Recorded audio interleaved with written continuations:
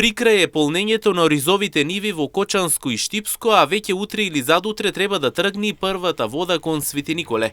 За 2 до 3 дена се очекува да се намали интензитетот на полнење, со што ќе се испочитува рокот од 15 до 20 мај.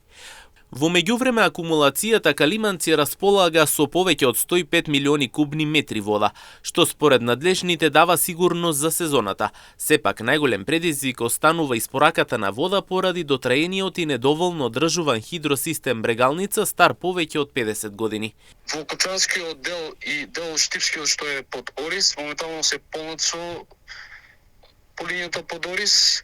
За 2 до 3 дена ќе смали интензитетот на полнење, така да оној оптимален рок што е за Свети Николе вода помеѓу 15 и 20 мај ќе го запазиме и ќе испорачаме вода кон Свети Николе. Ние првите количини најверојатно утре ќе ги испорачаме или задутре да го испереме каналот и потоа може слободно да наводнуват.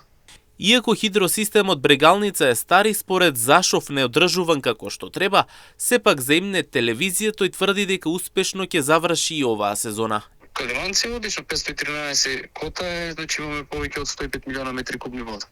Оваа година ќе имаме само проблем со испорака на вода, бидејќи пред се да не заборавиме дека хидросистемот Брегалница е стар 50 години и не е одржуван како што треба.